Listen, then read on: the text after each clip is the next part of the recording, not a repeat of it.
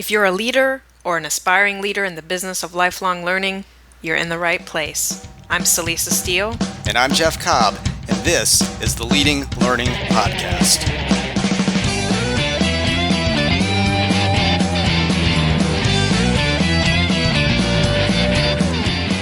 Hello there, and we are back with another of the continuing episodes of the Leading Learning Podcast. And as we head into this episode, we wanted to once again remind you about an event that we have coming up in May, specifically Learning Technology Design, or LTD, which is a learning experience designed specifically for professionals in the business of continuing education and professional development. And the goal of the event is to help attendees find new and better ways to engage learners and create lasting impact through the effective use of technology. If you want to be sure your organization is not getting left behind, and more importantly, if you want to connect with a peer community that can support you as you move forward, this is the event for you. It'll be May 18th and 19th in Arlington, Virginia, and you can find out more at ltd.leadinglearning.com. We also wanted to take just a minute to thank Web Courseworks, makers of the Course Stage LMS, for being a sponsor of Leading Learning Webinars, which as part of that package makes them a sponsor of this podcast episode.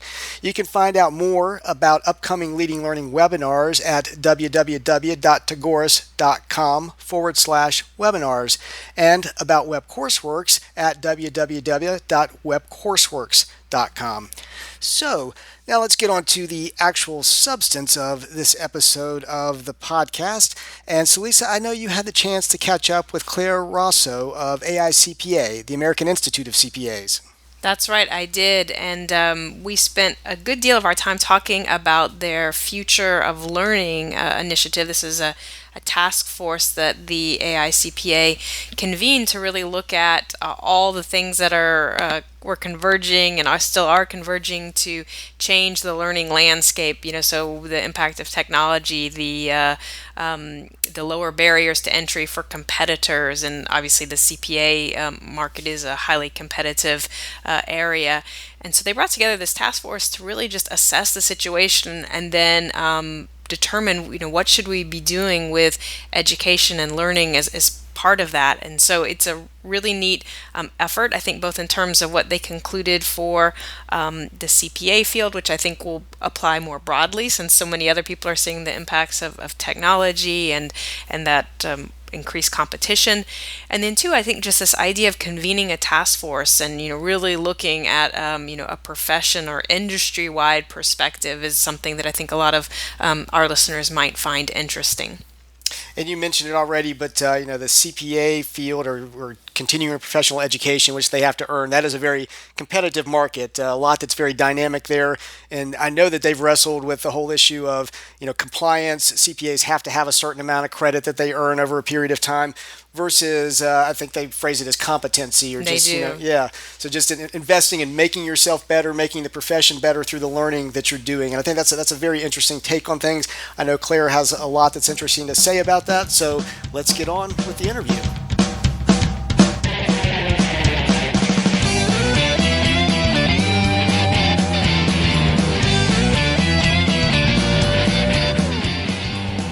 I'm Celisa Steele, and this is the Leading Learning Podcast. Today, I'm joined by Clar Rosso. Clar is Vice President of Member Learning and Competency at the American Institute of CPAs, and as such, she's responsible for growing existing AICPA product lines and identifying and creating new product lines. She leads the publications, conferences, web events, and professional development teams at the AICPA and works closely with the organization's communications, marketing, strategy, people, and innovation teams. So Clar, first, thank you for carving out time to talk. And second, I said a little bit about your role at the AICPA, but I want to give you a chance to say a bit more about the American Institute of CPAs and if you wish, some more about yourself and your role there. All right. Thank you, first of all, for having me today. I appreciate the opportunity to talk about one of my favorite topics. Just to give you a little background on the AICPA, we are the world's largest member association representing the accounting profession. We have more than 400,000 members in 144 countries, and they work in really across a wide cross-section of business and industry, public practice, government, education, and consulting. What the AICPA does, in addition to being a professional association, we set ethical standards for the profession and U.S. auditing standards for private companies, not-for-profit organizations, federal, state, and local government. We also developed the uniform CPA exam and offer specialty credentials for CPAs who concentrate on personal financial planning, forensic accounting, business valuation, and information management and technology assurance. Finally, through a joint venture with the Chartered Institute of Management Accountants, we've established the Chartered Global Management Accounting designation, the CGMA, which sets a new standard for global recognition of management accounting, and actually has been kind of instrumental in our competency movement here at the AICPA. Well, great, and I know I want to talk about that, but maybe first, I'm really interested in this Future of Learning task force that I know the AICPA convened, I guess, 3 years ago now, because it was back in 2013, with this goal of developing a profession-wide learning vision. And I know there's a great website that goes along with that, the Future of Learning, AICPA.org, and we can include a link to that in the show notes. But can you just tell us a little bit more about that Future of Learning project and what it's achieved and what it's still working to achieve? Absolutely. In 2013, which now seems really long ago, the CPA profession, and I think the learning community generally, had been experiencing this seismic shift related to the creation and delivery of continuing education. I used to tell a group of leaders in the CPA profession that I was working with at the time, you had the luxury of 40 years of business as usual. People would sign up and attend live learning, and that is just what they did. And in 2008, when the economy took a downturn, people really changed how they engaged in learning, I think, because of economic need. But ultimately, I think it became representative of a shift of just what people need and what they valued. So anyways, we knew there was a shift, and we really wanted to dive into the business, professional, and workplace influences that were creating that shift, and then, of course, create a vision for the future. And while there was no surprise that our market had been disrupted, the question was, what should we do about it? Right. Key learning trends, I think, that emerged from the group's collaboration, and that group was comprised, beyond AICPA staff and members, of state CPA society representatives. We included our regulator in the conversation. We included university professors, learning leaders at large CPA firms, and in large businesses. So it really was a nice cross-section of the profession. And some of the learning trends that emerged that really helped shape our recommendations were competency is as important, if not more important, than compliance. We've been a very compliance-focused profession. Learning needs to be relevant and contextual. Learning should be collaborative, interactive, and participative. Mentoring and coaching are key ways that people like to learn, and that learning should be just in time, blended, and tech enabled. So with that kind of in mind, that helped us shape our recommendations in terms of where we needed to go in the future. And then really start us on a journey of transformation. Well, that's really interesting. And one question I have from kind of a big perspective is just what it was like to convene a task force like that. I mean, I think that could be of interest potentially to, other associations working in other professions. So any, lessons learned about, what made that work well, or any, hurdles you hit that if you had a chance to do it again, you might do differently? That is an awesome question.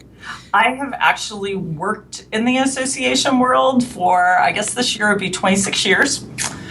And this was hands down the best task force that I have ever worked with. That's great. It was. And we had a lot of the participants say that it was also one of their most meaningful participations as a volunteer leader, too.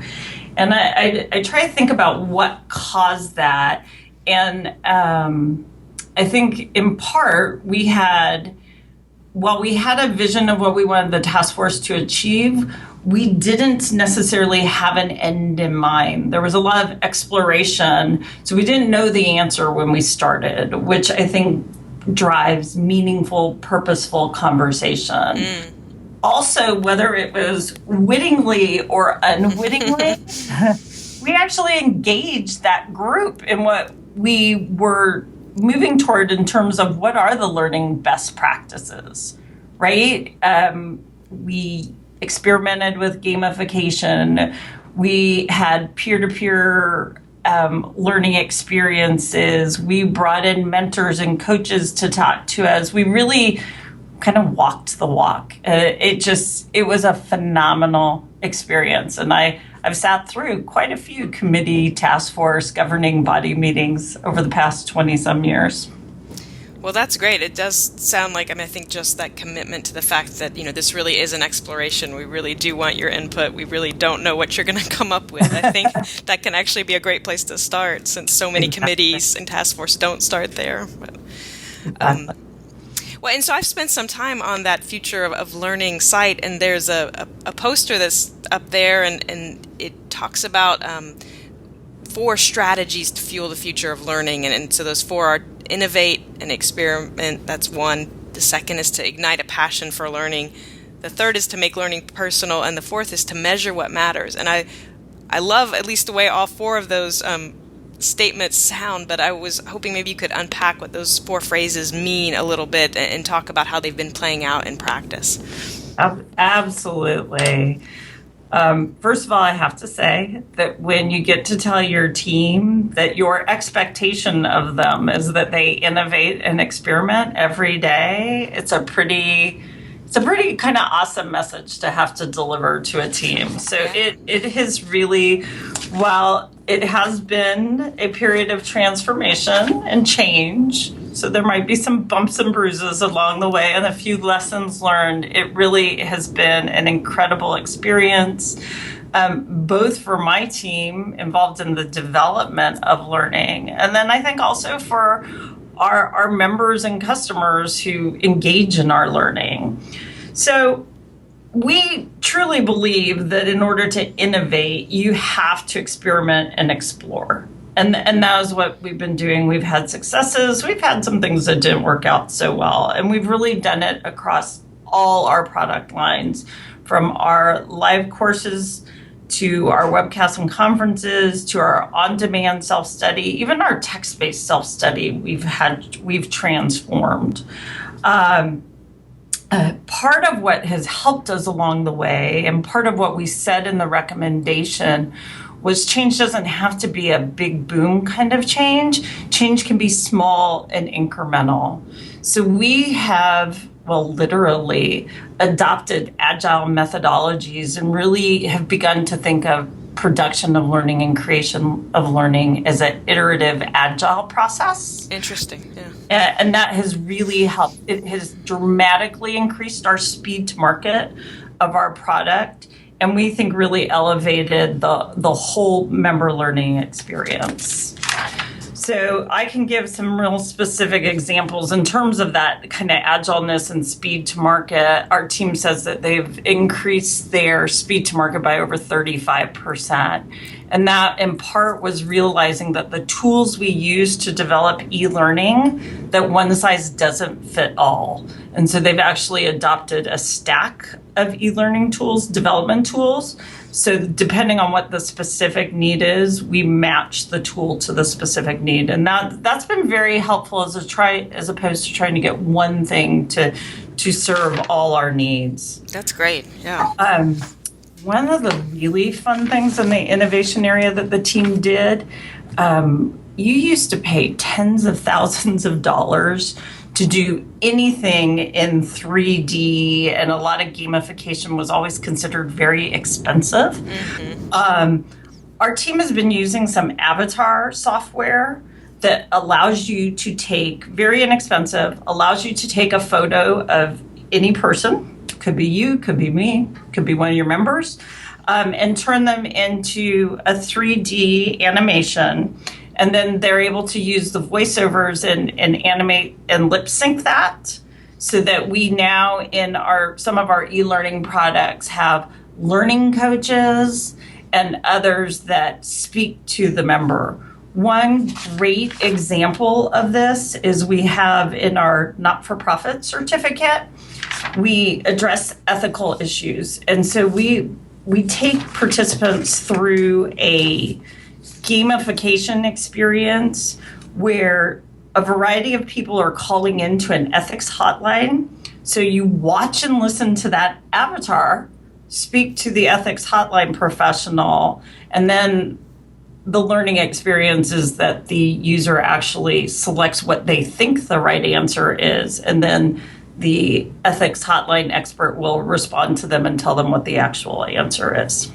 Pretty cool. So it's a really so different an experience than what initial e-learning was, which was turning a page of a PDF. Right. Right. So that's one example of how they've innovated and experimented. Another way that we've added some interactivity that's really simple yet engages the learner is kind of drag and drop technologies we've been able to execute pretty easily. So imagine, if you would, like a bulletin board covered in sticky notes. Question pops up, and then you're supposed to pick from your sticky note options what the right answer is. Seems simple, but just, again, kind of engages folks in that learning experience in a way that just looking at a multiple choice question on paper doesn't. Moving on to that next recommendation, and they're all kind of intertwined, is what we've learned as well in terms of igniting a passion for learning. We come from a profession that has really been very compliance focused. Get your hours, get your hours, get your hours. And we're trying to shift that focus. So in addition to adding 3D and multimedia elements to our courses to sort of enhance the experience, we've also really stepped up our game in terms of creating interactive scenarios to engage the learner, adding video clips to learning where experts will talk and share their opinions on the topic at hand. All of those things are really help interest our learners in their experience. Additionally, not everyone's into e-learning. So one of the things we've done is we've engaged in much more blended learning, where, for example, we have an internal control certificate program. It begins with e-learning, some pre-work, and then it moves into a classroom workshop situation where, as teams, people in the classroom work through case studies and have other great experiences with experts. And then when it's over, the attendees actually take a comprehensive competency-based exam. And I think the idea of trying to move to a competency-based exam is key. A lot of exams in the past have all been, do you know these facts, right? And it's not so much just what you know, it's what you can do with what you know. So we really are trying to focus on the application of the knowledge. And that, to me, makes a big difference, not just as an educator, but as an employer. Doesn't matter to me what somebody knows. It matters to me what they do, right? So it's been very valuable. And I think one of the things that helps ignite that passion for learning is our customers can really see how the learning that they're engaging in actually makes a difference when they go back to the workplace. Right. Another thing that we've done real quick is tried to use more social learning channels. so that groups can, either through Twitter or LinkedIn discussions or other discussions, people can discuss and participate in conversations about the area in which they're learning. And then we did not leave the old form of learning untouched. Our classroom learning also went through a transformation that was both a transformation of the materials and a transformation of our instructors. And that was actually key. You can create the greatest learning, but if you have people who are accustomed to just lecturing, that's not going to work in the classroom. So we really have been trying to move our instructors from lecturers to what we like to call learning facilitators. Great. And I hope you're going to maybe say a little bit about how you've been doing that. Are you doing direct training with them or providing materials or both? All of the above. So it started with, we started to look at our materials and say, how can we have more interaction here? And our regulator is moving to a place that says you must have interaction in every hour of instruction. So what we started to do was break up our content to say what could be an activity, what could be a discussion topic, so we come up with a multitude of interaction opportunities throughout our courses. And then what that provides, it provides the instructor an opportunity to engage with their classroom in a way that's most comfortable for them or most comfortable for the participants in the class. And so to kind of move our instructors where they need to be, we both conduct live learning, which is great because you can role play and they can talk amongst each other in terms of what works. Would you try? What worked, what didn't work. We've also done some online sessions to help facilitate, and then we also make those available as recordings for those folks that can't attend live. And then we go out to our customer base and watch for feedback to see how that's working. And sometimes it works great, and where it doesn't work so well, we'll go back to the instructor and engage in some coaching to try to get them to where they need to be. And in some instances, you have instructors who say, no, I'd just like to lecture, so just give me those opportunities. And you do that.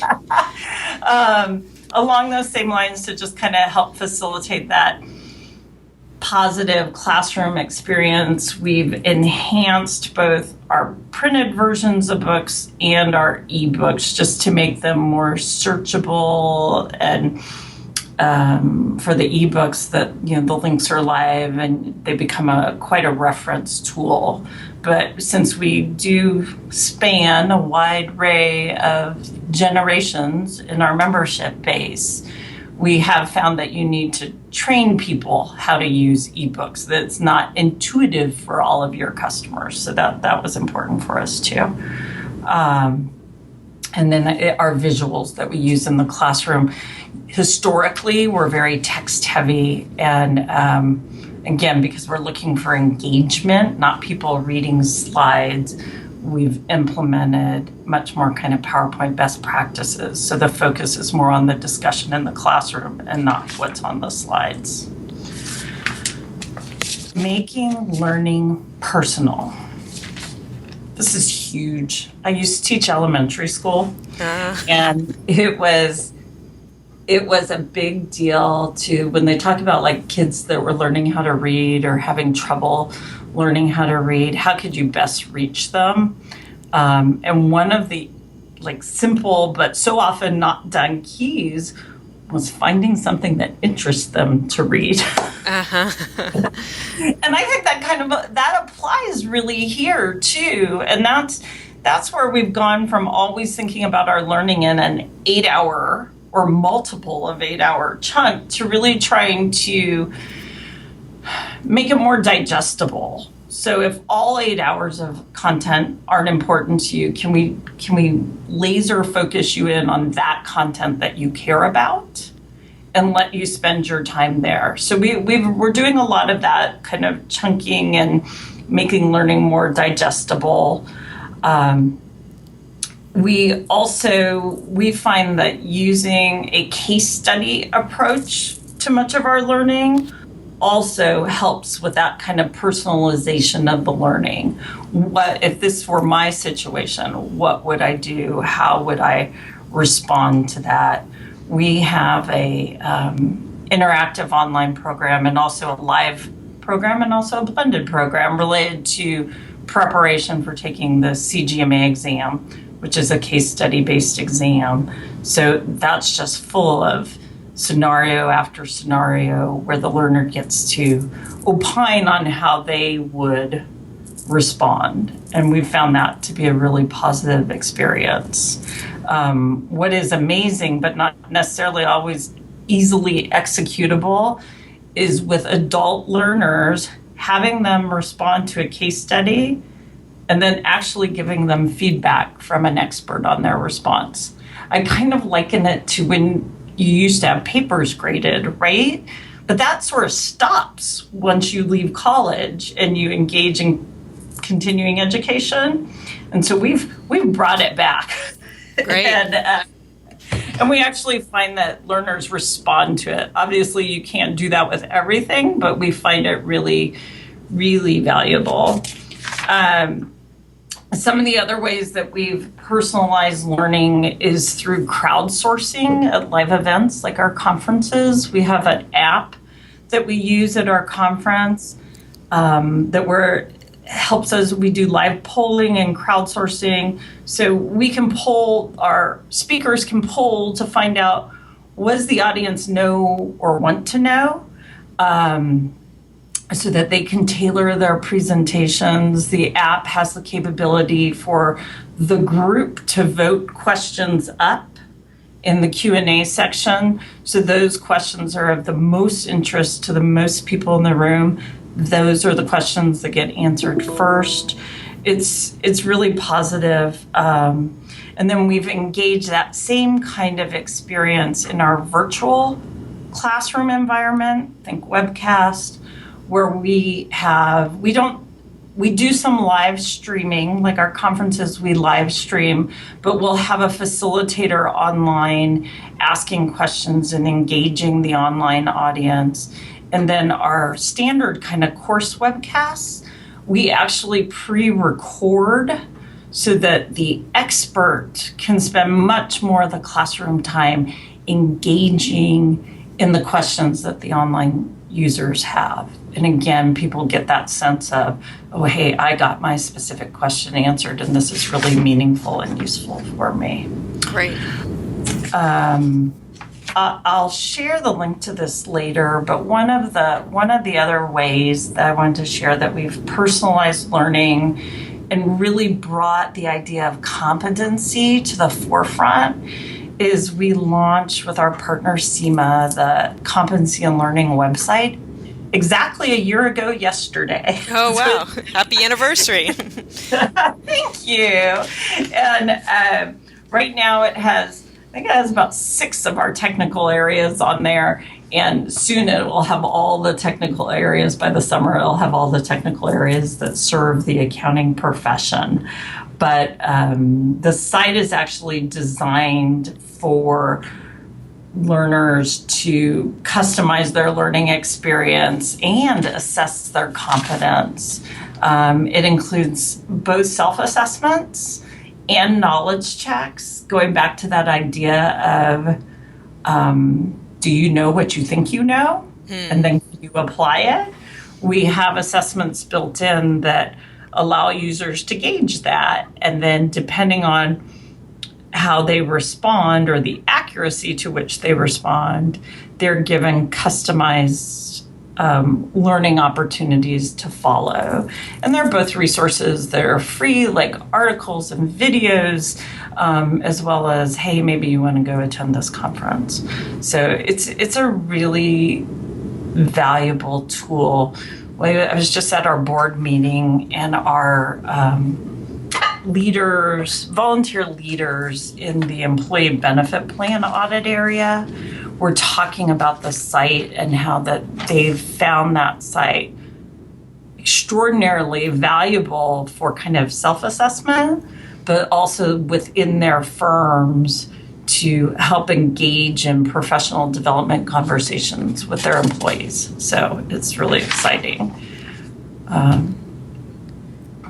Great. And then I think maybe if you could talk a little bit about that measure what matters, because I think that is really of interest. Well, at least to me personally, I think that idea of, how do you know the impact of what you're doing, or, what is it that you measure? I would love to hear what you have to say around that one.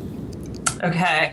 This is like when I think of all we've accomplished on those first 3 recommendations, crazy proud, and still really proud of what we've done in Measure What Matters. But I will tell you, it is a journey. Where they say it's a marathon, not a sprint. Right.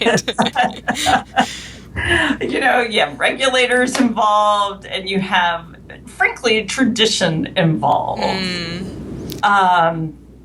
So that recommendation really focused on, first of all, establishing a competency framework for the profession. While competency has always been threaded throughout the CPA profession standards, it's even written into all the regulatory language around continuing education, we didn't have sort of a single definition of what do we consider competent. So one of the first things we did on this marathon journey, and that we've completed, is we actually developed a competency framework for the profession. We started with the CGMA framework, so for management accounting, in collaboration with CIMA, because interesting, the rest of the world seems to be far more evolved talking about competency, value on competency than we are in the US. But that competency framework, we bucket into 4 overall buckets of technical competencies, people competencies, leadership competencies, and business acumen competencies. And then we break down within those buckets. So like in the technical competency bucket, we have 12 different main technical areas within which CPAs practice. And then the further breakdown across all the competencies we look at them in terms of foundational competencies, intermediate competencies, advanced competencies, and expert competencies. And we try to demonstrate how those build on each other. I tell people that if you actually looked at the competency framework, it's kind of like that whole making sausage thing. Right. Nobody wants to actually see the inside. They just want to see the end result. And I'd say our competency and learning website is the end result that make it meaningful for how you engage with that. But it's really helpful. And we actually very purposefully chose to focus the competency framework by competency level as opposed to by position, because we're kind of finding that one size doesn't fit all in terms of positions anymore. Career paths are not, they used to talk about the career ladder. And when we were doing the Future of Learning Task Force, we said, there's not really a ladder anymore. Let's either call it a jungle gym or a lattice. Right. Absolutely. There's no direct path. So to assume that every CEO, CFO, controller has the same set of competencies, probably not right. So anyways, that's the focus of that. And that's been really helpful. And we've actually tried to embed then the competency framework and being very purposeful again about what competencies are we developing when we develop learning into everything we do. And that in and of itself has been transformative in terms of how we create our learning, because I think it's really made the team much more purposeful and thoughtful about how how they develop learning and what the learning they're trying to develop is supposed to achieve. Like really just moving us away from, I'm going to shove a bunch of facts at you. I want to really think about, what do I want you to be able to do when you're done with this learning experience? So that's been a real positive movement. Another part of the Measure What Matters was to move to more competency-based compliance. Right now, as a CPA, you have to have 120 hours of continuing education every 3 years. Some states it's a 1 year requirement, some states it's a 2, but it all kind of works out to 120 hours every 3 years. And while I don't think we haven't moved the needle as far as we want to, we have started to move that needle. The hours-based requirement is still in place. It's hard to ask a regulator to stop counting things. They like that very objective, quantifiable thing. Right, we can count those hours. That's easy. Yeah. And I've had some interesting, because I've been involved in many, many discussions over the past couple of years on this topic, and even said to somebody, but does that really make a better professional? And the individual said back to me, oh, no, absolutely not. Just that they took a number of hours of continuing education doesn't. But we can measure that. So it's a journey. It's a marathon. But what we have been able to do, where we have been able to shift the needle, is we have introduced, and we actually have an exposure draft for our CPE standards out now. We've introduced different increments of time measurement. We actually have a provision in the new CPE standards for nano learning, which would be a 10-minute increment of time.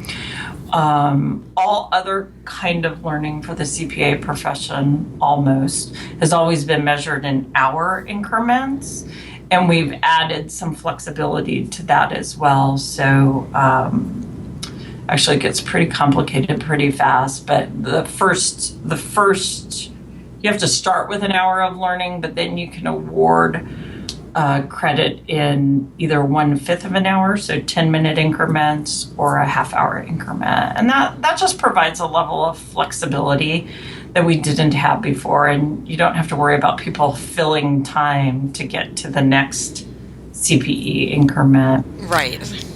Yeah, we've also, those same CPE standards introduced the concept of blended learning, which previously blended learning experiences would not necessarily count for CPE. So there would be a lot of learning in a blended program that might not count. So now we can have situations where people do work outside of a classroom, in a classroom, and then maybe outside of the classroom again. And instead of only counting the classroom time, we can count the whole learning experience. So that's real positive for us. And then I'd say the other positive movement that we've made in that area is to require that there be interactivity in live programming. And that's not necessarily part of that measurability, but it's part of making learning more purposeful and meaningful. So not quite a full output-based program, but we've moved. This is a 123-year-old profession. It's going to take a little time to shift how we think about compliance. Well, and I think you said earlier yourself, but this idea that change doesn't have to be big boom, but can be incremental, and so you're taking steps and making progress, which is great. Yeah. And so, we're coming to the end of our time here, and what I wanted to ask you is, because obviously you're very thoughtful at the AICPA about how others approach their learning and their continuing education. So I just want to ask you how you approach your own personal lifelong learning. How do you make sure that you're continuing to learn and grow your knowledge and skills? That's a great question. As I mentioned before, I used to be a classroom teacher. I think I was in grad school, part-time, full-time, for about 2 years in order to become a classroom teacher. And I think the most meaningful part of that 2-year education were 4 words that my master teacher, Tommy Sellers, uttered, which were education for what purpose? And that actually has driven me, not just as an educator, but when it comes to my own lifelong learning. And while some of my lifelong learning experiences, I may choose classroom-based, more likely what I prefer, mentoring and coaching, because I know mentoring and coaching sound like they're one-way relationships, but they're really two-way relationships. Peer-to-peer learning is huge for me. On-the-job experience it is. I just was talking to a young woman who's a junior in college, who's spending her junior year at the London School of Economics, and she was asking me about my thoughts about classroom learning versus on-the-job experience. And I said I'd hire that person that had the on-the-job experience every day over the person that just had a set of degrees. I love to read. And then the other bit, and this can be done many ways, is really observation and then reflection. I think kind of reflecting on experiences, whether that's watching a video, watching a dynamic in a classroom or something else, I think is really important. But in a nutshell, my learning has to be practical, application-based, and while I love to hear about theory, it can't be the focus. I want to catch a theory, make it real, and then see what happens. Great. Yeah, and I love your emphasis on the making time for reflection as well as sort of getting the inputs. You got to have the time to reflect on it and then apply it. And so just to wrap up, what are the best places for people to find out more about the AICPA or any of these other things we've talked about, or to connect with you? Oh, that's great. Thanks for offering that. I have, I'll give you 3 websites real quick. One would be futureoflearning.aicpa.org, which you mentioned earlier. Also would suggest checking out our competency and learning website that is at competency.aicpa.org. And probably the best way to reach me would be through Twitter. And I'm at Clar, CLAR _ Rosso, ROSSO. Well, great. Thank you so much, Claire, for taking time to talk today. All right. Thank you. I appreciate it. So that's a wrap for our interview with Claire Rosso of AICPA. As we're heading out here, I wanted to mention again one more time briefly the Learning Technology Design, or LTD, event that we have going on May 18th and 19th in Arlington. We'd love to see you there. You can find out more at ltd.leadinglearning.com. And also, once again, thanks to Web Courseworks for being a sponsor of Leading Learning webinars, and by extension of this podcast episode. You can find out more about Web Courseworks at webcourseworks.com.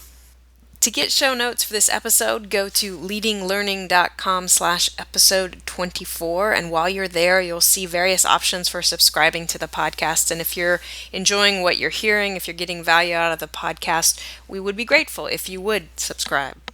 We'd also be grateful if you'd take a minute to give us a rating on iTunes. We've made that as easy as possible. All you have to do is go to leadinglearning.com/iTunes. That will get you to the right place. And if you just give us some stars, preferably 5, along with a brief review, we would really appreciate it. And also consider telling others about the podcast. You can send out a tweet by going to leadinglearning.com/share, or if tweeting isn't your thing, you can grab the text that you find at that URL and you can cut and paste it into your social network or preference, or feel free to spread the word about the podcast in your own words. So thanks again, and we'll see you next time on the Leading Learning Podcast.